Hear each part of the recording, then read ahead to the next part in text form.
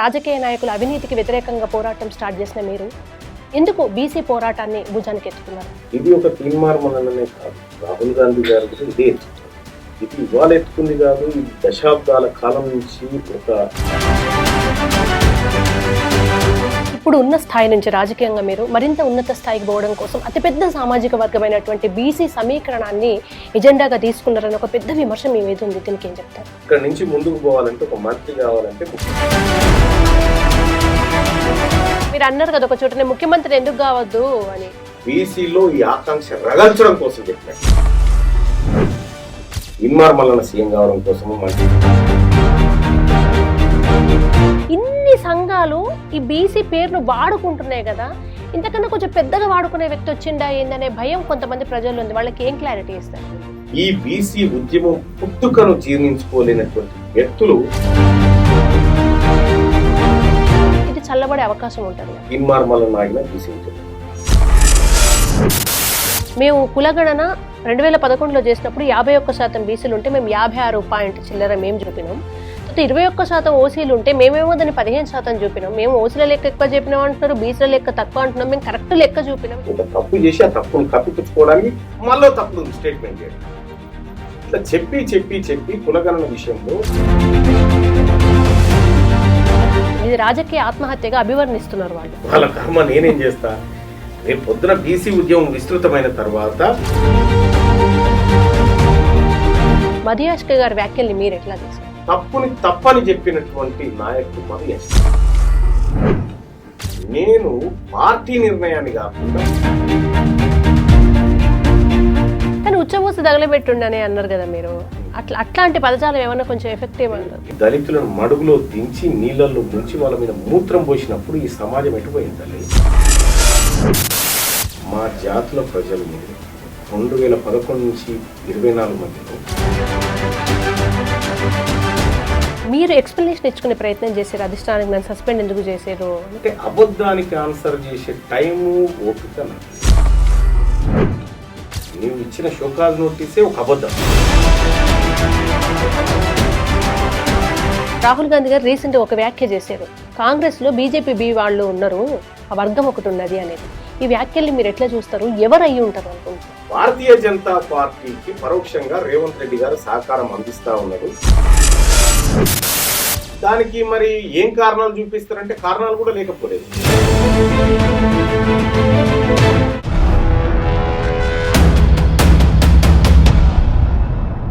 నమస్తే, welcome to magnet TV, care of KV special talk show. నేను మీ కృష్ణవేణి.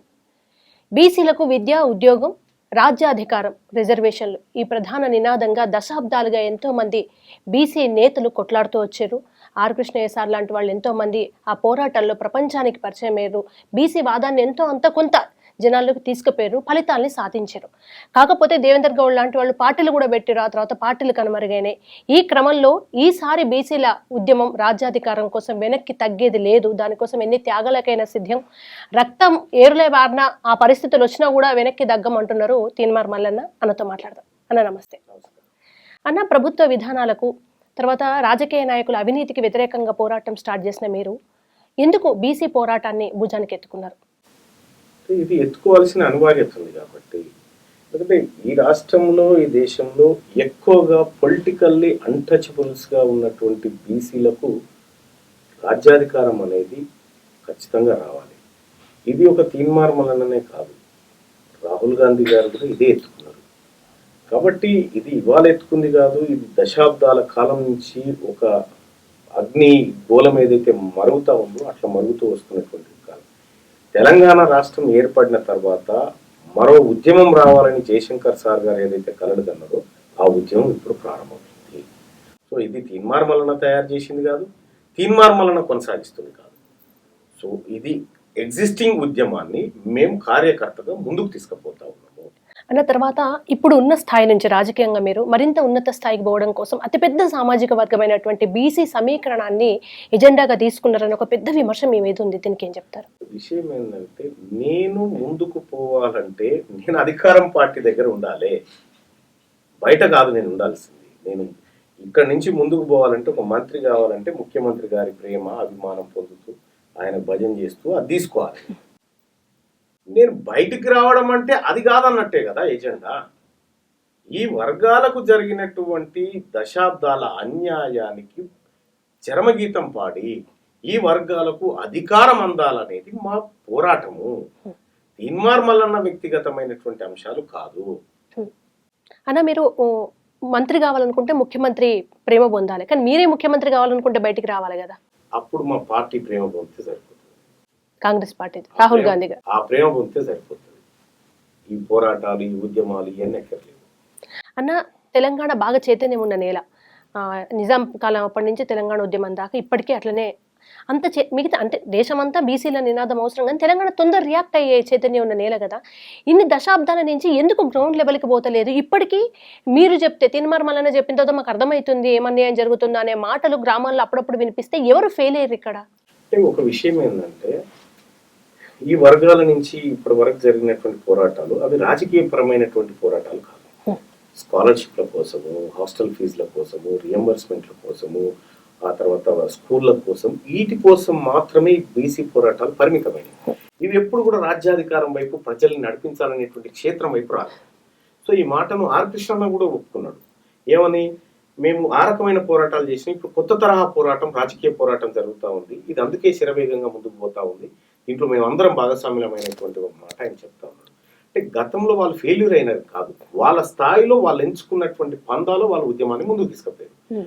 ఆ విషయాల్లో వాళ్ళు కొన్ని చోట్ల సక్సెస్ అయ్యారు, కొన్ని చోట్ల కొంత ఇబ్బంది జరగవచ్చు. కానీ ఇప్పుడు మలిదశ బీసీ ఉద్యమం ఏదైతే ఉందో, ఈ బీసీ ఉద్యమం కంప్లీట్ గా రాజకీయ అధికారం, హిస్సా ఇజ్జత్ హుకుమత్ అనేటువంటి నినాదాలతోటి ముందుకు పోతా ఉంది. అప్పుడు జరిగినటువంటి ఉద్యమానికి ఇప్పుడు జరుగుతున్నటువంటి ఉద్యమానికి చాలా తేడా ఉంది. సో అప్పుడు ఎవరి సంఘాలుగా వాళ్ళు ముందుకు పోయారు, కానీ వాళ్ళ ప్రజలందరం ఒక్కటిగా ముందుకు పోతా ఉన్నాము. కాబట్టి దానికి దీనికి కంపారిజన్ లేదు. ఇది బలమైనటువంటి బీసీ రాజకీయ ఉద్యమంగా ముందుకు పోతాం. అన్న రాజ్యాధికారం ప్రధాన లక్ష్యంగా మీరు ఇన్ని రోజులు విద్య, ఉద్యోగం, రిజర్వేషన్లు కాదు, ఇప్పుడు మాకు రాజ్యాధికారం కావాలన్నది మీ ప్రధానమైన ఎజెండా కదా. రాజ్యాధికారం కావాలంటే బీసీల ముందు ఎన్నికల ఈ క్షేత్రంలోకి రావాలి, కొట్లాడాలి, గెలవాలి. దానికోసం ఒక ప్రత్యామ్నాయ వేదిక అవసరం. మరి అటువంటి రాజకీయ ప్రత్యామ్నాయ వేదిక ఏమైనా తయారవుతుందా? అంటే ఫస్ట్ భావజాల వ్యాప్తి అనేది జరగాలి. ఇవాళ తెలంగాణ రాష్ట్రంలో ఎక్కడ చూసినా ఓ నలుగురు కూర్చుంటే బీసీల టాపిక్ మాట్లాడుకుంటా ఉన్నారు. ఇవాళ రాజకీయ పార్టీలు, కాంగ్రెస్ పార్టీ అధ్యక్షుడు బీసీ ముఖ్యమంత్రి వచ్చిన మాట్లాడుతూ ఉన్నారు. రేవంత్ రెడ్డి గారే బీసీ ముఖ్యమంత్రి అవుతారేమో అని ఆయన అంటా ఉన్నారు. ఇటు కేసీఆర్ గారు బీసీ నినాదం మాట్లాడుతున్నారు, బీజేపీ పార్టీ బీసీ నినాదం.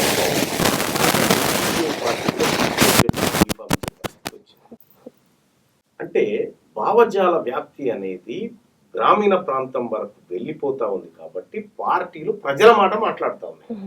వాళ్ళకి ఇష్టమైనటువంటి మాట కాకపోవచ్చు, అయినా ప్రజల మాట మాట్లాడతారు, అనివార్యత. సో ఇట్లా భావజాల వ్యాప్తి అనేది ఇంకా ప్రతి గడపకు చేర్చాల్సినటువంటి అవసరం మా మీద ఉంది. ఆ బాధ్యత మా మీద ఉంది. ఆ కార్యక్రమాన్ని మేము పూర్తి స్థాయిలో బీసీ జేఏసీగా అందరం కలిసి దీన్ని గ్రౌండ్ లెవెల్కి తీసుకుపోతున్నాము. ఎన్నికల యుద్ధం వచ్చినప్పుడు అప్పుడు ఏ వేదిక మీద నుంచి కొట్లాడాలనేది అప్పుడు బీసీలుగా నిర్ణయం తీసుకుంటాం. కానీ ఇప్పుడు భావజాల వ్యాప్తి అనేటువంటి ఉద్యమం మేము చేస్తా ఉన్నాం అన్న. ఇప్పుడు ఎటు చూసుకున్నా అంటే కాంగ్రెస్, బీజేపీ, బీఆర్ఎస్, బీఎస్పీ మీరు ఎక్కడ తీసుకోండి, సగం మంది వాళ్ళ కార్యకర్తలు వాళ్ళందరూ బీసీలే ఉంటారు. ఇప్పుడు కొంతమంది రేవంత్ అభిమానులు ఉండొచ్చు, కొంతమంది కేసీఆర్ అభిమానులు ఉండొచ్చు. వీళ్ళందరినీ మీరు వాళ్ళ అభిమానాన్ని కట్ చేసి డిటాచ్ చేసి బీసీ అనే ఒక లైన్ మీదకి తీసుకురావాల్సి ఉంటుంది. ఇది పెద్ద ప్రయత్నం అవుతుంది, ఇది కష్టం కూడా. దీనికి ఎట్లా గ్రౌండ్ వర్క్ చేస్తున్నారు? విషయం ఏంటంటే అది పెద్ద ప్రయత్నం కాదు, వాళ్ళకు ఆల్టర్నేట్ లేక అక్కడ ఉండిపోయారు తప్ప వాళ్ళు ఇష్టపూర్వకంగా అక్కడ ఉన్నది కాదు. వాళ్ళ వేదిక వాళ్ళకు ఉంటే వాళ్ళు ఉండే చోటు మారేది. వ్యక్తిగత అభిమానాలు ఏమి ఉండవంటారు ఇక్కడ? వ్యక్తిగత అభిమానాలు ఎవ్వరి మీద ఎవ్వరికి ఉండవు, అవి తాత్కాలికమైనవే ఒకవేళ అలా ఉన్నా. కానీ అల్టిమేట్ గా ఇప్పుడు పుట్టినటువంటి తెలంగాణ బీసీ ఉద్యమంలో బీసీలంతా ఒక ఆల్టర్నేట్ వేదిక కోసం వెయిట్ చేస్తున్నారు. అది అప్రాప్రియేట్ టైంలో అప్రాప్రియేట్ డిసిషన్ తీసుకొని వాళ్ళంతా ఒకే వేదిక మీదకి వస్తారు. అప్పటిదాకా వీళ్ళకి అభిమానులు లెక్కనే కనిపిస్తారు వాళ్ళు. అంటే అంతర్లీనంగా ఇప్పుడు మధియాష్కి గారు కూడా ఓసీలకు ఒక న్యాయము, మల్లన్నకు ఒక న్యాయం అంటూ బహిరంగంగా పార్టీలో ఉండే మాట్లాడారు. అంటే ఏ పార్టీలో ఉన్నా మీకు సపోర్ట్ చేస్తున్న వాళ్ళు ఉన్నారు అనేది ప్రత్యక్షంగా కనిపిస్తుంది, అందులో దాపరికం లేదు. మధియాష్కి గారి వ్యాఖ్యల్ని మీరు ఎట్లా తీసుకోండి? అంటే ఆయన ఓపెన్ గా మాట్లాడిండు. ఇప్పుడు రేవంత్ రెడ్డి గారిని కోమటిరెడ్డి వెంకటరెడ్డి గారు 50 కోట్లు పెట్టి నువ్వు పీసీసీ కొనుక్కొచ్చుకున్నావు అని ఆయన ఓపెన్ గా తిట్టాడు. వాళ్ళ సోదరుడు రాజగోపాల్ రెడ్డి అయితే ఏకంగా రేవంత్ రెడ్డి గారిని బ్లాక్ మెయిలర్ దొంగ అని సంబోధిస్తూ ఆయన తిట్టిండు. జగ్గారెడ్డి గారు రేవంత్ రెడ్డి గారిని తిట్టిండు. చిన్నారెడ్డి గారు ప్రెస్ మీట్ పెట్టి ఆయన వనపర్తి ఎమ్మెల్యేను తిట్టిండు. వీళ్ళు తిడితే, వీళ్ళు వ్యతిరేకిస్తే వీళ్ళకి ఎలాంటి షోకాజ్ నోటీసులు లేవు. నేను పార్టీ నిర్ణయాన్ని కాకుండా ప్రభుత్వ నిర్ణయాన్ని వ్యతిరేకిస్తే నాకు షోకాజ్ నోటీసు, సస్పెండ్. సో ఒక తప్పుని తప్పని చెప్పినటువంటి నాయకుడు మధు యాష్కి. అంటే వాళ్ళు పావులు గడుచుకుంటే విషయం ఉండదు అంటారు కదా, రెడ్లు తిట్టుకుంటే వాళ్ళకి ఏమనిపించలేదు కావచ్చు. అది కొంతకాలం వరకే ఉంటది. ఇది ప్రజలు గమనించారు. ప్రజలు గమనించి మీకో న్యాయము, వీళ్ళకో న్యాయం, మాకో న్యాయం అనేటువంటి చర్చ ప్రజల్లో మొదలైంది కదా. ఆ చర్చనే రేపు వాళ్ళ అహంకారాన్ని దించుతారు. మధు యాష్కి గారి వ్యాఖ్యల తర్వాత ఒక గ్రౌండ్ లెవెల్ ఒక డిస్కషన్ స్టార్ట్ అయిందన్న. తీన్మార్ మల్లన్న బీజేపీకి పోతాడా, బీఎస్పీకి పోతాడా, జనసేన, టీడీపీకి పక్కన పెడితే ఒక పార్టీ పెట్టబోతే మాత్రం చాలా పెద్ద తలకాయలు చాలా పెద్ద పెద్ద పార్టీల్లోంచి బయటికి పోవడానికి సిద్ధంగా ఉన్నాయి అనే వాదన వినిపిస్తుంది. విషయం ఏంటంటే ఇప్పుడు మా ముందు ఎన్నికలు లేవు కాబట్టి మాకు ఇప్పుడు రాజకీయ పార్టీతో పెద్దగా పని లేదు. వచ్చినటువంటి ఎమ్మెల్సీ ఎన్నికల్లో బీసీ అభ్యర్థులను దించి బరిలో మా సత్తా చాటినాం. ఇవాళ 8 ఎమ్మెల్సీలు ఉంటే 50% వాటా బీసీలకు దక్కేలా చేసినాం. ఒకటి ఎస్సీ ఎస్టీలకు దక్కేలా చేసినాం. అంటే ఎన్నికలు వచ్చినప్పుడు ఆ పందాలోకి దిగుతాము. ఎట్లా దిగుతాం, ఏ వేదిక మీద నుంచి దిగుతాం అనేది అది అప్పుడు నిర్ణయం తీసుకుంటాం. కానీ ఖాళీగా ఉండం కదా, భావజాల వ్యాప్తి కోసం వర్క్ చేస్తాం కదా. కాబట్టి ఈ పనిలో మాత్రమే మా దీర్ఘకాలిక పని ఇది. మధ్యలో వచ్చేటువంటి ఎలక్షన్ మధ్యలో ఎదుర్కొంటాం. ఈ మధ్యలో ఈ 3 ఏళ్ల మధ్యలో ఏమైనా బై ఎలక్షన్స్ వస్తే ఖచ్చితంగా ఎదుర్కొంటాం. అంటే వ్యక్తి ఇండివిజువల్ గా ఎదుర్కొంటారు అన్న ఒక పార్టీ ఉండాలి కదా, మనం ఎంతటి వాళ్ళమైనా ఒక పార్టీ పునాది ఉండాలి కదా. ఎస్, నేనేమంటున్నా, ఇప్పుడు పూల రవీందర్ గారు పోటీ చేసినారు, పార్టీ నుంచి చేయలేదు, బీసీ నినాదం నుంచి చేసినారు. ఇక్కడ హరికృష్ణ గారు చేసినారు. హరికృష్ణ గారు బీఎస్పీ బీఫామ్ తీసుకున్నప్పటికీ అది సీరియల్ నెంబర్ కోసం తీసుకుంది. కానీ ఆయన వాదం అంతా బీసీ వాదం చుట్టే జరిగింది. సో నీవు ఎన్నికల గోదాల్లోకి దిగాలనుకున్నప్పుడు ఖచ్చితంగా ఏదో ఒక వ్యవస్థ నుంచే దిగుతారు. అది బీసీ నినాదమా, ఇంకోట అని. కానీ అప్పుడు రాజకీయ పార్టీలు ఏం చేయాలి? బీసీ అభ్యర్థులకి బీఫామ్లు ఇవ్వాలి కదా. బీసీ అభ్యర్థులకి ఇప్పుడు ఓసీ అభ్యర్థికి బీఫామ్ ఇస్తే మొన్న ఓడిపోయా. బీసీ అభ్యర్థికి ఇచ్చింటే ఆ సీటు గెలిచేది. ఇదైతే అవగతమైంది కదా పార్టీలకు. రేపు పొద్దున 7 ఎన్నికలు జరిగినా బీసీలకు ఇవ్వాల్సిందే, ఎస్సీలకు ఇవ్వాల్సిందే, ఎస్టీలకు ఇవ్వాల్సిందే బీఫామ్లు. ఇక తప్పదు. మనం నిలబడితే ఈ బీసీలంతా ఓడగొట్టే పరిస్థితి ఉందన్న తర్వాత ఎన్నికలు పోటీ చేసి వాళ్ళు ఎందుకు ఓడిపోతారు? బీసీలకు ఇస్తారు. అది శుభ పరిణామమే కదా. అంటే ఇప్పుడు రాహుల్ గాంధీ గారు రీసెంట్ ఒక వ్యాఖ్య చేశారు, కాంగ్రెస్ లో బీజేపీ బి వాళ్ళు ఉన్నారు, ఆ వర్గం ఒకటి ఉన్నది అనేది. ఈ వ్యాఖ్యల్ని మీరు ఎట్లా చూస్తారు? ఎవరు అయ్యి ఉంటారు అనుకుంటున్నారు? అంటే ఒకటి, కాంగ్రెస్ పార్టీలో ఉండి కాంగ్రెస్ పార్టీని వాడుకొని బయటకు పోయి ఉన్నటువంటి వాళ్ళు కొంతమంది, కాంగ్రెస్ పార్టీలోనే ఉంటూ కాంగ్రెస్ పార్టీకి వ్యతిరేకంగా రచనలు చేస్తూ కాంగ్రెస్ పార్టీని దెబ్బతీయాలని చూస్తున్నటువంటి వాళ్ళు కొంతమంది ఉన్నారు. ఇందులో రాహుల్ గాంధీ గారి వ్యాఖ్యలు గుజరాత్లో ఒక సమావేశంలో అన్నట్టుగా నాకు తెలుసు. ఆ గుజరాత్లో కాంగ్రెస్ పార్టీలో ఉన్నటువంటి కొంతమంది బీజేపీ కోసం పనిచేస్తున్నట్టుగా ఆయన వ్యాఖ్యలు చేశారు. ఆ వ్యాఖ్యలను దేశవ్యాప్తంగా జరిగినటువంటి వ్యాఖ్యలుగా అందరూ దాదాపుగా చూసిరు. దానికి కొంత ఉండొచ్చు కూడా. సేమ్ టైము ఆ వ్యాఖ్యలని తెలంగాణ ముఖ్యమంత్రి వరకు కూడా తీసుకురాగలిగారు దిగ్విజయంగా. భారతీయ జనతా పార్టీకి పరోక్షంగా రేవంత్ రెడ్డి గారు సహకారం అందిస్తా ఉన్నాడు కాబట్టి ఆయన హెచ్చరించింది ఇలాంటి వాళ్ళని అనేటువంటి ఒక చర్చ జరిగింది. దానికి మరి ఏం కారణాలు చూపిస్తారంటే కారణాలు కూడా లేకపోలేదు, ఉన్నాయి. మహబూబ్ నగర్ సొంత పార్లమెంట్లో రేవంత్ రెడ్డి గారి పార్లమెంట్లో బీజేపీ గెలవడం, రేవంత్ రెడ్డి గారు సిట్టింగ్ ప్లేస్ లో బీజేపీ గెలవడం, రేవంత్ రెడ్డి గారు ఇన్ఛార్జిగా ఉన్న చివెల్ల సీట్ లో బీజేపీ గెలవడం, ఇవన్నీ పక్కన పెడితే ఎమ్మెల్సీ అప్పుడు వెళ్ళి ఏకంగా మా అభ్యర్థి గెలిచినా గెలవకపోయినా ఒకటే అని చెప్పి పరోక్షంగా బీజేపీ అభ్యర్థి గెలవడానికి సహకరించడం, ఇవన్నీ ఓవైపు పెడితే నేను ఏబీవీపీ ఆర్ఎస్ఎస్ నుంచి వచ్చినా అని చెప్పి ఆయనే చెప్పుకోవడం, మోడీ గురించి ఈ మధ్య కాలంలో కొంచెం పొగడడం, మోడీకి తెలంగాణ పట్ల ప్రేమ ఉందని చెప్పడం, ఈ అన్ని పరిణామాలు చూస్తుంటే ఇతని పైన కూడా కొంత డౌట్ వస్తా ఉంది. అది డౌట్ వస్తా ఉంది. కానీ రాష్ట్ర ప్రయోజనాల రీత్యా అనే వాదన ఆయన ఎంచుకోవచ్చు. ఆయన ఎంచుకున్నాడు కూడా. నేను రాష్ట్ర ప్రయోజనాల కోసం 99 సార్లు ఢిల్లీకి పోతాను చెప్తాను. పోవచ్చు, తప్పేముంది, పోవచ్చు. కానీ మీరు చేస్తున్నటువంటి చర్యలు ఈ అనుమానాలకు తావిస్తా ఉన్నాయి. అన్న నిన్నగాక మొన్న పద్మశాలి మీటింగ్కు పోయారు సీఎం రేవంత్ రెడ్డి గారు. పోయి మేము కులగణన 2011లో చేసినప్పుడు 51% బీసీలు ఉంటే మేము 56 పాయింట్ చిల్లర మేము చూపినాం. తర్వాత 21% ఓసీలు ఉంటే మేమేమో దాన్ని 15% చూపినాం. మేము ఓసీల లెక్క ఎక్కువ చెప్పినాం అంటున్నారు, బీసీల లెక్క తక్కువ అంటున్నాం. మేము కరెక్ట్ లెక్క చూపినాం. ఎందుకు ఆయన మాట ప్రకారం బీసీలు పెరిగి ఓసీలు ఎట్లా తగ్గిపోతారు మరి? అదన్న చెప్పు. అక్కడ చచ్చిపోయి ఉంటారు. మాట విషయం ఏంటంటే ఈ బూరిడి కొట్టించే మాటలు వద్దు ముఖ్యమంత్రి గారు. నువ్వు ఓపెన్ గా చర్చకు సిద్ధమా? అది తప్పు అని నిరూపించడానికి నేను సిద్ధంగా ఉన్నా. నా పైన అనేకమైన ఒత్తిడి ఉంది అని చెప్తా ఉన్నావు. కులగణన చేయకుండా నీ పైన ఒత్తిడి పెట్టిన వాళ్ళు ఎవరో వాళ్ళ పేరు చెప్పు. ఒత్తిడి పెట్టిన వాళ్ళు ఎవరో ఆయన పేరు చెప్పు. మనం చేసినటువంటి క్యాస్ట్ సెన్సెస్ కి, మనమే చేసినటువంటి 2011 సెన్సెస్ కి ఎక్కడన్నా పొంతనుందా? ఆ రోజు 44 లక్షల మంది, 44,50,000 చిల్లర ముస్లింలు ఉంటారు. ఈ రోజు చేస్తే 44,45,000, 5,000 మంది చచ్చిపోతారు. ఇంకా ముస్లింల జనాభా పెరగదు. కొత్తగా ముస్లింలకు ఎవరికి పుట్టలే. ఎవరికి చెప్తావు ఈ దొంగ సర్వేలు? ఎవరిని మభ్య పెట్టడానికి? ఒక తప్పు చేసి ఆ తప్పును కప్పిపుచ్చుకోవడానికి మళ్ళీ తప్పుడు స్టేట్మెంట్ చేయడం. ఇట్లా చెప్పి కులగణన విషయంలో రేవంత్ రెడ్డి గారు చేసిన పొరపాట్లు ప్రజలందరికీ అర్థమై కులగణన చేస్తే కనీసం కేసీఆర్ రేవంత్ రెడ్డి గారికి పాలాభిషేకం కూడా చేయలేము.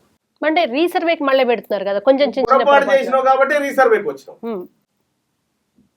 ఈ రీసర్వేలో కూడా రాష్ట్ర ప్రభుత్వం ఇంట్రెస్ట్ గా లేదని అధిష్టానమే కమిటీ వేసింది. ఆ కమిటీ నివేదిక ఏమిస్తుందో చూడాలి. 42 ఈ మొన్న మీటింగ్ లో నేను అన్నది ఏంటంటే 42% రిజర్వేషన్లు మేము బీసీలకు అమలు చేయబోతున్నాం. ఇది నచ్చక మా మీద కుట్ర చేస్తున్నారు బీఆర్ఎస్, బీజేపీ. తర్వాత మెడ మీద కత్తి వేలాడుతుంది కేంద్ర ప్రభుత్వం అంటూ ఆయన చాలా అంటే మేము చాలా నిబద్ధతతో ఉన్నాం అన్నట్టే మాట్లాడుతున్నారు. ఆయన మూర్ఖుడుగా ప్రకటించుకోలేడు కాబట్టి, ఆయన గొప్పోడుగానే ప్రకటించుకుంటాడు కాబట్టి 42% రిజర్వేషన్ తీసుకోవడానికి మేము సిద్ధంగా ఉన్నాము. ఆ విషయంలో ఈ రాష్ట్ర ప్రభుత్వం చేపట్టేటువంటి ప్రతి చర్యకు మేము మద్దతుగా ఉంటాము. ఆ విషయంలో బీసీ వర్గాల నుంచి కావాల్సినంత మద్దతు ఉంటుంది. ఈ 42 అనేది తాత్కాలిక ఉపశమనమే. మేమెంత ఉంటే అంత మా వాటా అనేది అసలైంది. ఇప్పుడు నరేంద్ర మోడీ గారికి ప్రేమ ఉంది తెలంగాణ పట్ల, ఆయన ఇక్కడ మంచి చేయాలని అనుకుంటున్నానే మాట మీరే చెప్పారు కదా. మరి అంత ఆయన మనసులో మాటను పసిగట్టేటువంటి శక్తి మీ దగ్గర ఉన్నప్పుడు ఈ 42% రిజర్వేషన్ బిల్ ఇక్కడ పాస్ చేయించి ఆ శక్తివంతుని దగ్గర తీసుకుపోయి మెప్పించి ఈ పని చేసుకొని రా. ఈ పరంపరలో మేమందరం తోడుగా ఉంటాం. ఒకవైపు బీసీల రిజర్వేషన్ అమలు చేసే కాడికి వచ్చినప్పుడేమో నరేంద్ర మోడీని దోషి అని మాకు చెప్తున్నావు. నువ్వు కలిసి వచ్చినప్పుడేమో నరేంద్ర మోడీ గారికి ప్రేమ ఉందని చెప్తావు. రెండు మాటలు ఎట్లా చెప్పగలుగుతున్నావు ఒకేసారి? అంటే నీకే ఇంటెన్షన్ సరిగా లేదు. 42% రిజర్వేషన్ అమలు కాకపోతే ఏమి జరుగుతుందో ముఖ్యమంత్రి గారికి తెలుసు, అందరికి తెలుసు.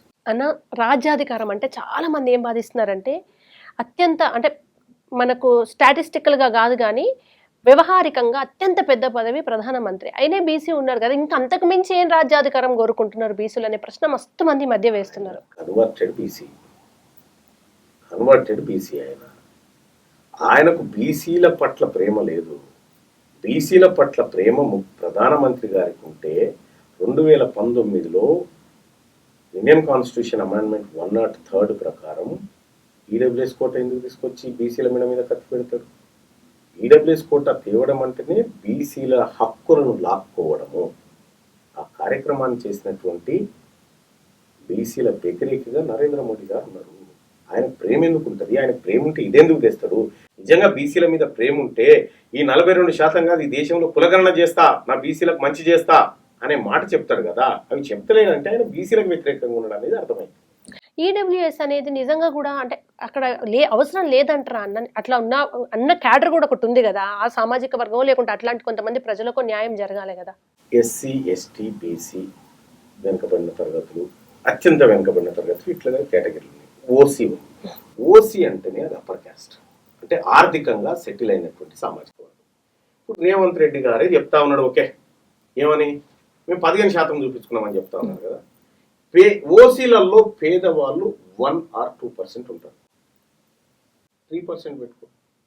4 పెట్టుకో, 5 పెట్టుకో. ఓకే, మరి 5% ఎలిజిబిలిటీ ఉన్నటువంటి వాళ్ళకి 10% రిజర్వేషన్ ఎట్లా ఇంప్లిమెంట్ చేస్తారు? ఈ కులగణన మాటున మీరు ఈడబ్ల్యూఎస్ రిజర్వేషన్ ని రక్షించుకోవాలనేటువంటి కుట్రకు తెరలేపారు. ఇది బీసీలను ఉద్ధరించే లెక్కలు కాదు అనేది నా ఆరోపణ. అయితే మీకు తెలిసే ఉంటది, ఇక్కడ కూతవేడు దూరం హబ్సిగూడలో లెక్చరర్ 4 ఫ్యామిలీతో సహా చచ్చిపోయారు, అప్పుల పాలై ఆత్మహత్య చేసుకుని. కింద ఎక్కడ చూసినా మీ గురించి మాట్లాడుతున్నారు కామెంట్ సెక్షన్లో. ఆ ఆత్మహత్యకు మీకు ఏ సంబంధం అని చూస్తే వాళ్ళు రెడ్డీలు. మళ్ళన్నా చూస్తున్నావా, రెడ్డిళ్ళు ఆర్థిక ఇబ్బందులతో ఆత్మహత్య చేసుకుంటున్నారు, అందరూ రెడ్డిళ్ళు ఒక తాటికి గట్టకండి అనేది వాళ్ళ కామెంట్ సెక్షన్లో ప్రధానంగా ఉన్న విషయం. అది దాని గురించి మీరేమంటారు? ఒకటి, వాళ్లకు దక్కాల్సిన వాటా వాళ్లకు దక్కి తీరాల్సిందే. మేము వాళ్ళ తలలోని కూడు అడగట్లేదు, మా తలలోంచి పోయిన కూడు కోసమే అడుగుతా ఉన్నాము. తీన్మార్ మల్లన్న ఎప్పుడో చెప్పిండు, పేద వర్గాల్లో ఉన్నటువంటి ఎవరైనా సరే వాళ్ళకు వాటా దక్కాలని చెప్తా ఉన్నాడు. ఇవాళ సిరిసిల్ల నుంచి ఒక అతను నా దగ్గరకు వచ్చాడు. అతని యాక్సిడెంట్లో నడుములు గిడుములు అన్నీ పడిపోయినాయి వచ్చినాయి. భాస్కర్ రెడ్డి ఆయన పేరు. ఆయన వచ్చి పేదవాళ్ళు వచ్చి, నా పరిస్థితి ఇది అన్న, ఇన్ని లక్షలు అయితే నేను బాగా అవుతా అంటే అతన్ని హాస్పిటల్లో పెట్టి ట్రీట్మెంట్ చేయించి ఆ పేదవాడిని ఆదుకున్నాను. అక్కడ మేము చూడలేదు, పేదవాడిని పేదవాడిగానే చూసినాం. మాకు మీరు ఇన్ని ఇప్పుడు నాకు ఒక సమాధానం చెప్తారు. ఈ 70 సంవత్సరాల కాలంలో రాజ్యాధికారంలో ముఖ్యమంత్రులుగా మీరెవరు కదా, మీరే ఉండి మీ వర్గాల ప్రజల్నే ఆదుకోలేకపోయినటువంటి వాళ్ళు మమ్మల్ని ఏం ఆదుకుంటారు మీరు? మీ ప్రజల్నే పైకి తేలేనటువంటి వాళ్ళు మమ్మల్ని ఏం ఆదుకుంటారు మీరు? అది నా క్వశ్చన్. అన్న, వ్యక్తులు ప్రతి వర్గంలో ప్రతి చోట వ్యక్తులు కొందరు మంచోళ్ళు ఉంటారు, కొందరు చెడ్డోళ్ళు ఉంటారు అన్న. అందులో మీకు ఎవరెవరైతే రాజ్యాధికారాన్ని దోచుకుంటున్నారో, అన్యాయం చేస్తున్నారో వాళ్ళని తిట్టొచ్చు, కానీ ఒక వర్గాన్ని మొత్తం ఒక దిక్కు కన్సిడర్ చేసి ఎప్పుడైనా మీరు తర్వాత అనుకున్నారా, మనం ఆవేశంలో జనం ఒక ఎమోషన్ అదంతా ఒక ఆరా ఉంటుంది, అప్పుడు మనం మాట్లాడాల్సి వస్తుంది, ఇది ఒకటి నేను అనకపోని ఉంటేనే అందరిని అనలేదు కొంతమందిని అన్నా అని చెప్తే బాగున్నాను అనుకున్నారా మీరు? విషయం ఏంటంటే, మీకు నేను ఎంత ఆగ్రహంగా మాట్లాడినా పదాన్ని పొరపాటు చేయను.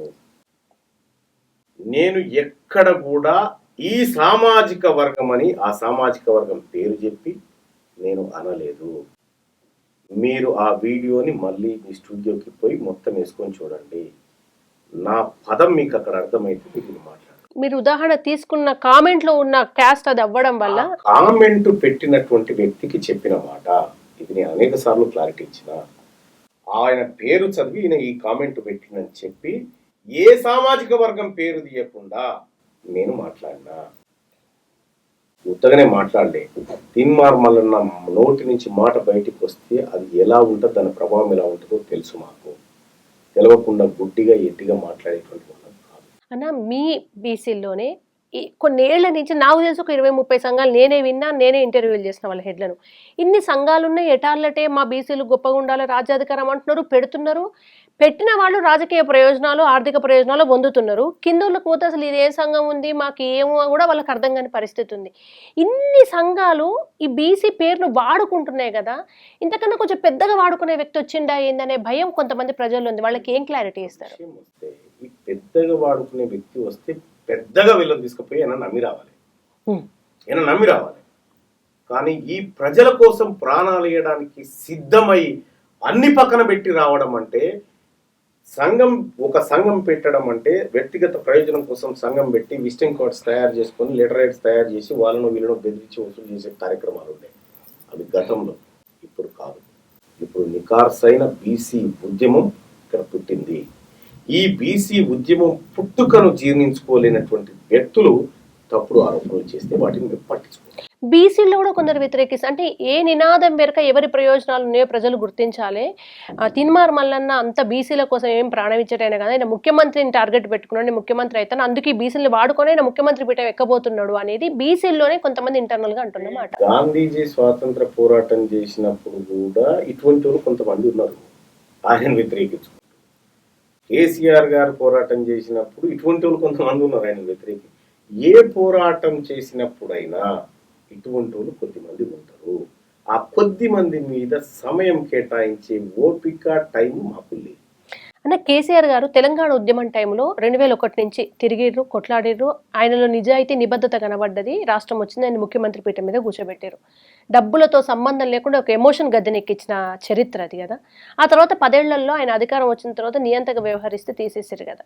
ఏ ఉద్యమమైనా ప్రజలు ఓన్గా చేసుకుంటే ఎత్తుకుంటారు, లేకుంటే అట్లనే దించుతారు. ఇప్పుడు అటువంటి ఒక వ్యాక్యూమ్ని ఆయన చూసుకున్నాడు, ఎంచుకున్నాడు, తెలంగాణ ఉద్యమం రాష్ట్రం అని. ఇక్కడ ఒక బీసీ వ్యాక్యూమ్ ఒకటి ఉంది, రాజ్యాధికారం. మరొక కేసీఆర్ కాబోతున్నాడా మల్లన్న? మళ్ళీ అధికారం వచ్చాక మరొక కేసీఆర్ లాగానే మారతాడా అని అంటున్నారు. ఫస్ట్ ఆఫ్ ఆల్ మీరు ఎక్కడి కంక్లూజన్ వచ్చారంటే, వీళ్ళంతా ఒక్కటైపోయి బీసీ రాజ్యం ఏర్పడి బీసీకి మల్లన్న ముఖ్యమంత్రి అయిపోయి ఈ కార్యక్రమాలన్నీ చేస్తుండన్నట్టుగా అక్కడికి వెళ్ళిపోయింది. అంటే మీ లక్ష్యం అదే కదా, మీరు అన్నారు కదా ఒక చోట ముఖ్యమంత్రి ఎందుకు కావద్దు అని. నేను ఇప్పుడు కూడా చెప్తా ఉన్నా, బీసీలు ముఖ్యం, అవసరం వస్తే అవకాశం వస్తే ప్రధానమంత్రి కూడా అవుతాము అని చెప్పిన. ఇప్పటి లెక్కకైతే ఉన్నారు. బీసీలో ఈ ఆకాంక్ష రగల్చడం కోసం చెప్పినటువంటి మాట. తీన్మార్ మల్లన్న సీఎం కావడం కోసమో మంత్రి కావడం కోసమో చెప్పిన మాట కాదు. బీసీలో రాజకీయ ఆకాంక్ష పెరగాలని చెప్తున్నటువంటి మాట. బీసీ ఉద్యమం మరింత బలోపేతం కావడానికి చెప్తున్నటువంటి మాట. అన్న ఎమోషన్ వేరు, వాస్తవాలు వేరుంటాయి కదా. ఇప్పుడు బీసీ రాజ్యాధికారం ఎమోషన్, అందరిలో అరే మాకు రావాలంటే మాకు రావాలని వస్తారు. దీనికి ప్రాక్టికల్గా పాసిబిలిటీస్ ఎంతవరకు ఉన్నాయి? ఇప్పుడు విద్యావంతులు ఇప్పుడే కదా, ఎప్పటి నుంచో బీసీలో విద్యావంతులు ఉన్నారు, ఆర్థికంగా స్థిరపడ్డ వాళ్ళు ఉన్నారు. ఇప్పుడున్న చాలా మంది ఓసీల గెలుపు వెనక బీసీలే ఉన్నారు. వీళ్ళందరూ ప్రాక్టికల్గా సిద్ధపడుతున్నారా? గ్రౌండ్ లెవెల్ ఎట్లుంది? మనం చూస్తూనే ఉన్నాము.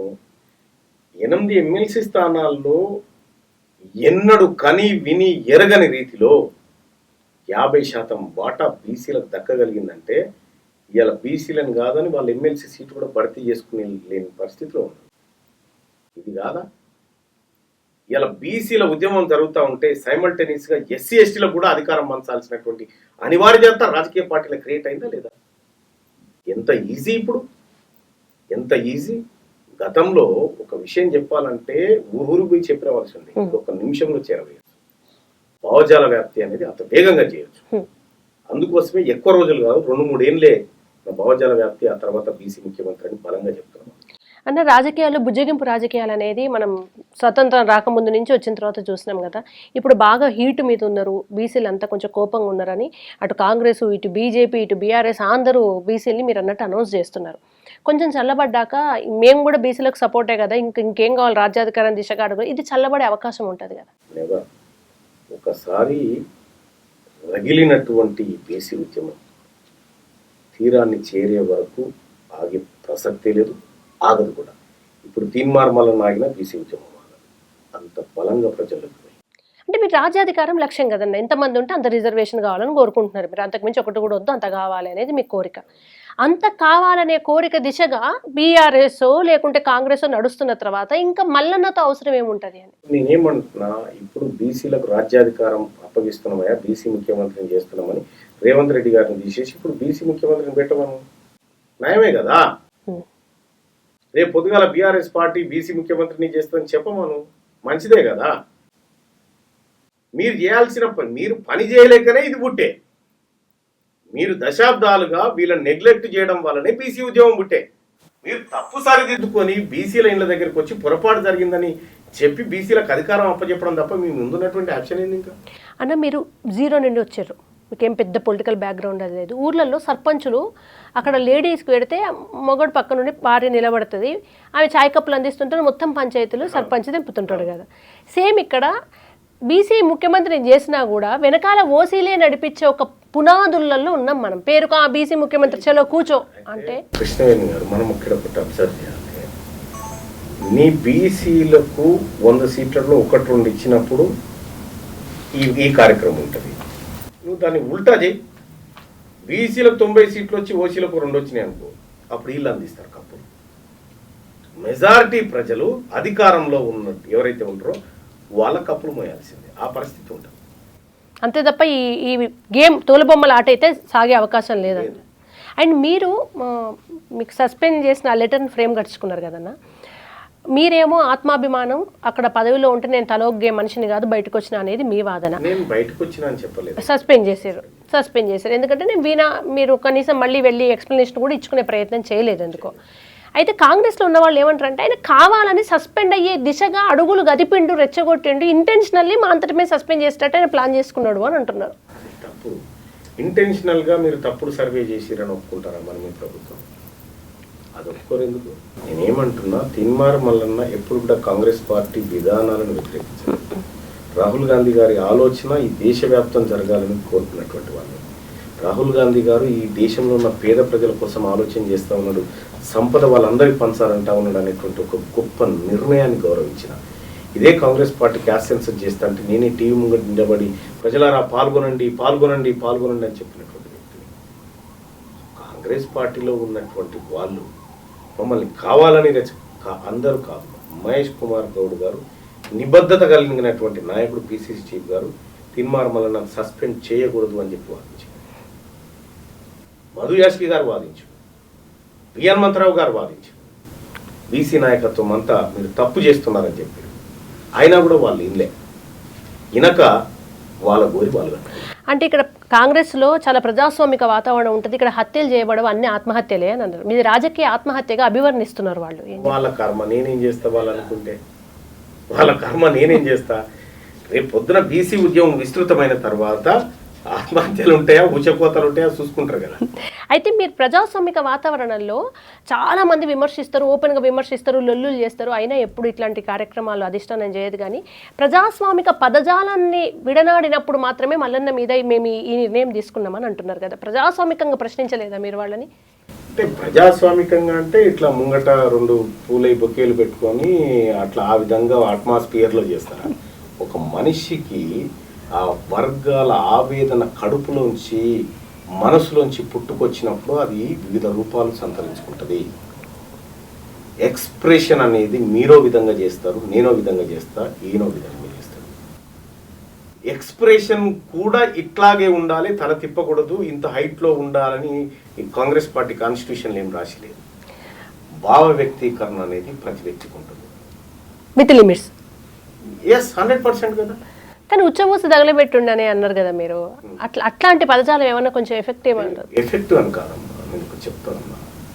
మా జాతుల ప్రజల్ని 2011 నుంచి 24 మధ్యలో 40 లక్షల మందిని కనుమరుగు చేస్తే, ఒక మనిషి ఒక ఊర్లో తెలిసినటువంటి ఒక మనిషి, మన ఇంటి మనిషి తప్పిపోతే గుండెలు అలిసిపోతాయి మనకి.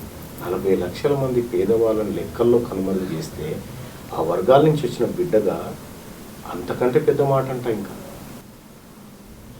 ఎందుకు చెప్తా ఉందంటే, నువ్వు మమ్మల్ని గుర్తించడానికే నీకు ఇష్టం లేకుండా మా లెక్కల్ని తప్పుగా చెప్పినప్పుడు కడుపు రగిలిపోదామా? ఎవరు మాట్లాడతారమ్మా ఈ వర్గాల గురించి, ఈ పేద వర్గాల గురించి, వీళ్ళ హక్కుల గురించి, వాళ్ళ భవిష్యత్ గురించి? ఎస్, మాట్లాడతాం ఖచ్చితంగా. ఇదే నిజామాబాద్ జిల్లాలో భరత్ రెడ్డి అనేటువంటి ఒక వ్యక్తి పొలంలోకి వచ్చారని చెప్పి దళితులను మడుగులో దించి నీళ్ళల్లో ముంచి వాళ్ళ మీద మూత్రం పోసినప్పుడు ఈ సమాజం ఎటుపోయింది తల్లి? అప్పుడు ఎందుకు మాట్లాడలేదు ఈ మీడియా అంతా? ఈ వర్గాలకు అన్యాయం జరుగుతున్నప్పుడు నేనేమంటున్నంటే, ఆవేదన అనేది అందరికీ వివిధ రూపాల్లో వస్తుంది, దాన్ని అర్థం చేసుకోవాలి. అన్న తిన్మార్ మల్లన్నని ఎప్పటి నుంచో చూస్తున్నా నేను. మీరు జర్నలిస్ట్గా, తర్వాత బీఆర్ఎస్ మీద ప్రధానంగా 10 ఏళ్ళు విపరీతంగా వాళ్ళని కొట్లాడి జైల్లోకి పోయిన మనిషిగా చూసినాం. మిమ్మల్ని సపోర్ట్ చేసిన వాళ్ళు ఉన్నారు, బ్లాక్ మెయిలర్ అని తిట్టిన వాళ్ళు ఉన్నారు, బ్రోకర్ అని తిట్టిన వాళ్ళు ఉన్నారు, ఛాయ్కి పైసలు అడుక్కుంటున్నారు. ఇన్ని విమర్శలకు గురైనా ఎప్పుడూ ఒక గంభీరంగానే మనిషి ఉన్నాడు, కానీ ఎప్పుడు సెన్సిటివ్ కాలే. కానీ రీసెంట్గా నన్ను పైసలు తీసుకున్నారు అన్నారు, నేను పైసలతో ఎన్ని చేసిందో తెలుసా అని కంటతడి పెట్టుకున్నారు తిన్మార్ మల్లన్న. తెలుసు, ఫస్ట్ టైం అనుకుంటా బహిరంగంగా మీరు కంటతడి పెట్టుకున్న తిన్మార్ మల్లన్న అని చూస్తాను. నేను డబ్బులు ఏం తినలేదు, నేను చాలా మందికి సేవలు చేసిన అని. అది కాదమ్మా, అది ఎలక్షన్ టైంలో ఒక తప్పుడు వీడియో నా పైన టీఆర్ఎస్ పార్టీ సృష్టించింది. తిన్మార్ మల్లన్న ఈ విమర్శలకు నేను నిఠారుగా నిజాయితీగా నిలబడ్డవాన్ని, ఇవన్నీ నా దగ్గరికి చేరవు, నన్ను తాకవు. నేను నిజాయితీగా ఉన్నా కాబట్టే సగర్వంగా గల్లా ఎగిరేసి మాట్లాడతా. అర్థమైందా? ఇటువంటి చిల్లర కామెంట్లకు తిన్మార్ మల్లన్న ఏం సమాధానం చెప్పడు. వాళ్ళు తాత్కాలికంగా అరిసి వెళ్ళిపోయేటోళ్ళు అంతే. అన్న, మీకు రేవంత్ రెడ్డి స్ఫూర్త అంటే కేసీఆర్ లాంటి మహానేతను ఎదుర్కొని వాళ్ళైన ముఖ్యమంత్రి ఆ చైర్లోంచి ఆయన దింపిని వచ్చి కూర్చున్నాడు. రేవంత్ రెడ్డి సేమ్ మీ లెక్కనే కొట్లాడిండు, జైలుకు పోయిండు, ఇబ్బందులు పడ్డాడు, ప్రజలు ఆయన గుర్తించారు, చేశారు కదా. నేను ఇబ్బంది పడ్డా, నేను ఒక సామాన్యునికి వస్తే ఆయన ముఖ్యమంత్రి కానప్పుడు నేను ఎందుకు కానని ఆయన నుంచి ఏమైనా స్ఫూర్తి పొందారు ఏదైనా సందర్భంలో? నేను స్ఫూర్తి పొందితే మా జయశంకర్ సార్ నుంచి స్ఫూర్తి పొందుతాను. నేను స్ఫూర్తి పొందితే మా కొండా లక్ష్మణ్ బాపూజీ నుంచి స్ఫూర్తి పొందుతాను. నేను స్ఫూర్తి పొందితే మా దేవేందర్ గౌడ్ గారి నుంచి స్ఫూర్తి పొందుతాను. నేను స్ఫూర్తి పొందితే మా చెరుకు సుధాకర్ గారి దగ్గర నుంచి స్ఫూర్తి పొందుతాను. నేను స్ఫూర్తి పొందితే మా రోజు వీరన్న నుంచి పొందుతా. నేను స్ఫూర్తి పొందితే చాకలైలమ్మ నుంచి పొందుతా. నేను స్ఫూర్తి పొందితే ఎర్ర సత్యం నుంచి పొందుతా. వీళ్ళ దగ్గర నుంచి పొందడానికి ఉందా మా స్ఫూర్తి? మా మహనీయుల, మా కోసం, మా వర్గాల కోసం జీవితాలను ప్రణంగా పెట్టినటువంటి గొప్ప నాయకులు వాళ్ళ నుంచి కదా మేము స్ఫూర్తి పొందుతాం. వీళ్ళ దగ్గర ఏముందమ్మా స్ఫూర్తి పొందడానికి? పట్టిదే ఇల్లది. మీరు ఎక్స్ప్లెనేషన్ ఇచ్చుకునే ప్రయత్నం చేశారు, అధిష్టానానికి నన్ను సస్పెండ్ ఎందుకు చేశారు అంటే అబద్ధానికి ఆన్సర్ చేసే టైము ఓపిక నాకు లేదమ్మా. నీవు ఇచ్చిన షోకాజ్ నోటీసే ఒక అబద్ధం. ప్రభుత్వ నిర్ణయాన్ని మీ వ్యక్తిగత నిర్ణయంగా మార్చి షోకాజ్ నోటీస్ ఇచ్చినప్పుడు పొరపాటు జరిగిందని మీరు ఆ షోకాజ్ నోటీసే వాపస్ తీసుకోవాల్సిందే. అంటే నిజంగా బీసీల కోసం మాట్లాడితే షోకాజ్ నోటీస్ ఇస్తారనుకుంటే ఇంకా 1000 సార్లు మాట్లాడతాను. బీసీల కోసం మాట్లాడమే తప్పైతే ఇంకొక 1,00,000 సార్లు చేస్తా తప్పు. కాబట్టి దానికి ఎక్స్ప్లెనేషన్ కాదు కదా, కనీసం దాన్ని పట్టించుకొని కూడా పట్టించుకో. మీనాక్షి నటరాజన్ గారు ఇక్కడికి రావడం, ఆపరేషన్ మీనాక్షి టార్గెట్ రేవంత్ రెడ్డి అనేది బాగా వినిపిస్తుంది. మీనాక్షి గారితో మీకు కూడా కలిసి పనిచేసారు, మీరు ప్రచారంలో పాల్గొన్న అనుభవం కూడా ఉంది కదా. ఆవిడ వచ్చిన తర్వాత కూడా మీరు సస్పెండ్ అయ్యారు, అది కొంచెం ఆశ్చర్యంగా. అంటే ఆమె వచ్చాక నాకు తెలిసి రాహుల్ గారు మీకు కొంచెం అనుబంధం ఉంది, నన్ను ఆపడం కోసమే ఆమెను పంపిరు అనుకుంటే అది జరగలేదు. లేదు లేదు, ఆమె వచ్చిన తర్వాత ఇక రేవంత్ రెడ్డి గారు ఆమె దగ్గర ఆవేదన వ్యక్తం చేసి ఇట్లా అట్లా నేను చెప్తే ఇంటలేరు, ఎవరు పట్టించుకుంటలేరు, ఆయన బాధ ఆయన పడ్డాడు. ఆయన బాధ ఆయన పడ్డాడు. కానీ వాస్తవానికి మీనాక్షి నటరాజన్ గారి పాత్ర కానీ మహేష్ కుమార్ గౌడ్ గారి పాత్ర కానీ ఇంట్లో లేదు. మీకు ఎవరి మీద కోపం ఉందన్న కాంగ్రెస్లో? నాకు ఎవరి మీద కోపం లేదు. కాంగ్రెస్ పార్టీలో ఉన్నటువంటి కార్యకర్తల బతుకులు మారాలి. 10 సంవత్సరాల పాటు వాళ్ళు జీవితాలను పనంగా పెట్టి కొట్లాడారు. కనీసం వాళ్ళ బతుకులను మార్చే విధంగా ఈ నాయకత్వం ఉండాలని వాళ్ళకి సూచన చేస్తాం. అన్న, కాంగ్రెస్ పార్టీ బీసీలకు సరిగ్గా ప్రాధాన్యత ఇస్తలేదనేది మీ కోపం. అది కాకుండా మిగతా పాలన మీద మీకు ఎటువంటి అభిప్రాయం ఉంది? మిగతా పాలన మీద ప్రజలు మొన్న అభిప్రాయాన్ని చెప్పేశారు. దానికి ఇప్పుడు ఇంటలెక్చువల్ గ్రూపే, మేధావి వర్గమే ఓ తీర్పు ఇచ్చారు. ఇక వాళ్ళే ఇచ్చినప్పుడు గ్రామీణ ప్రాంతాల్లో రైతాంగము, మహిళలు అందరు ఇస్తారు కదా. సో కాబట్టి ఈ రాష్ట్రంలో ముఖ్యమంత్రి గారు ఏమైనా మార్చుకోదలుచుకుంటే, ఫలితాల తర్వాత అక్కడిక్కడ మార్చుకోదలుచుకుంటే ఆయనకు అవకాశం ఉంది. మార్చుకోకపోతే వాళ్ళే ఇబ్బంది పడతారు. అన్న, ఒక వ్యక్తిని చూసి 10 మంది, ఒక నేతను, ఒక ఉద్యమకారుని చూసి 10 మంది స్ఫూర్తి పొందుతారు. తెలంగాణలో మీరు గట్టిగా బీసీ రాజ్యాధికారం దిశగా అడుగులు వేస్తున్నారు. మీకు అనేక రాష్ట్రాల నుంచి మిత్రులు కూడా ఉన్నారు. మీ నినాదాన్ని స్ఫూర్తిగా తీసుకొని మిగతా రాష్ట్రాల్లో ఏమైనా చలనం వస్తుందా? వచ్చినట్టే కదా. ఇవాళ ఏపీలో కూడా ఎమ్మెల్సీ స్థానాలు బీసీలకే ఇవ్వాల్సిన పరిస్థితి వచ్చింది కదా. అటు తెలుగుదేశం పార్టీ కూడా అదే నిర్ణయం చేయాల్సిన పరిస్థితి ఏర్పడ్డదంటే ఇవాళ తెలంగాణ రాష్ట్రంలో జరుగుతున్న బీసీ ఉద్యమం ఇంపాక్ట్ దాని మీద కూడా ఉంది. తర్వాత తెలంగాణ అదృష్టమో దురదృష్టమో అని ఎప్పుడు రగులుతూ ఉంటుంది, నిప్పుల కొలిమి లెక్క. అది ఎప్పుడు చల్లగా ఉండదు, ఉండట్టు కనబడతలేదు. మొన్నటిదాకా ఎస్సీ వర్గీకరణలో, ఇప్పుడు బీసీల రాజ్యాధికారంలో, మొన్నటిదాకా తెలంగాణ ఉద్యమం. కానీ తెలంగాణ ఉద్యమం అనేది మనకు ఒక మంచి లెసన్. ఆ ఉద్యమం పోయే ముందు భౌగోళిక మార్పులు ఇవన్నీ లెక్కలు తీసుకుని మేధావులతో డిస్కస్ చేసి కేసీఆర్ ముందుకు పోయారు కదా. ఇప్పుడు బీసీ అనేది కూడా చిన్న విషయం కాదన్న, ప్రధానంగా ఒక సగం జనాల కోసం కొట్లాట. ఎంతమంది మేధావులతో కలుపుకపోతున్నారు? గ్రౌండ్ లెవెల్లో మీరు ఏమేమి, అంటే లెక్కలు ఏం తీసుకున్నారు? ఎట్లున్నది ప్రణాళిక? అంటే మేము ప్రతి అంశాన్ని ఇంటలెక్చువల్ గ్రూపు, మేధావి వర్గం, ప్రొఫెసర్ అందరి ముందు చర్చకు పెట్టి వాళ్ళ మెజారిటీ అభిప్రాయాలు తీసుకొని వాటిని ప్రజాక్షేత్రంలోకి తీసుకుపోతా ఉన్నాం. చాలామంది లెక్చరర్లు, ప్రొఫెసర్లు, అడ్వకేట్లు, డాక్టర్లు అందరూ కూడా వాళ్ళ వాళ్ళ స్థాయిలో అంశాలన్నింటినీ క్షుణ్ణంగా క్రోడీకరించి జరిగిన అన్యాయం ఏంది, ఏం జరగాలి, దీనికి విముక్తి పాయింట్ ఎక్కడ అనేది వాళ్ళందరూ కూడా పార్టిసిపేట్ అయ్యి కార్యక్రమాలన్నీ చేస్తూ ఉన్నారమ్మా. ఏ స్థాయిలో కూడా పొరపాటు లేకుండా ప్రతిదీ ఆ గ్రూప్ నుంచి, ఆ వర్గాల నుంచి తీసుకొని ముందుకు పోవడం జరుగుతూ ఉంది. సో కాబట్టి తెలంగాణ ఉద్యమంలో తెలంగాణకి ఎట్లయితే అన్యాయం జరిగినటువంటి అంశాలు తీసుకున్నారో ఇవాళ ఈ దేశంలో మరి ముఖ్యంగా తెలంగాణ ప్రాంతంలో బీసీలకు జరిగినటువంటి అన్యాయాలను కూడా అవే లెక్కల ఆధారంగా తీసుకుంటున్నాం. అన్న ఫైనల్గా థ్యాంక్ యూ సో మచ్. ఒక లక్ష్యం గొప్పదైనప్పుడు వెళ్ళే మార్గం కూడా గొప్పది కావాలనుకుంటున్నాం. ఈ ప్రయాణంలో మీరు ఇప్పుడే పుట్టి ఇప్పుడే పెరుగుతున్నారు, ఇప్పుడు నేర్చుకుంటూ నడుస్తున్నారు. ఉద్యమకారుడికి రాజకీయ నాయకుడికి బాగా తేడా ఉంటుంది. ఇక్కడ సూటిగా చెప్పేది అక్కడ కొంచెం స్మూత్గా చెప్పాల్సి వస్తుంది. ఆ మార్పు కూడా మీలో మెల్లమెల్ల చోటు చేసుకుంటుంది. అందరినీ కలుపుకొని అత్యంత అంటే మేజర్గా ఉన్నటువంటి బీసీలకు నిజంగా న్యాయం జరగాలి. వ్యక్తిగత ప్రయోజనాలు ఏమున్నా చాలామంది అంటే మళ్ళీ ఏమన్నా కానీ గంగలవని మాకు అనుకున్నది దిస్తే అయిపోయి అనేది చాలామంది వాదన ఉంటుంది గ్రౌండ్ లెవెల్లో.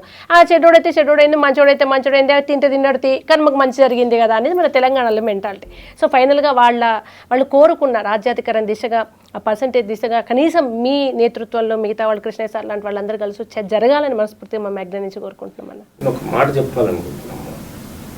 ఇప్పుడు ఇంతమంది ఇంటర్వ్యూ చేసినారు, మీ అంత స్పష్టమైన అవగాహనతోటి స్పష్టంగా క్వశ్చన్లు అడిగిన దాంట్లో నేను మిమ్మల్ని అప్రిషియేట్ చేస్తాను. Thank you. మీరు సీనియర్ జర్నలిస్ట్, ఆ కాంప్లిమెంట్ ఇవ్వడం థ్యాంక్ యూ.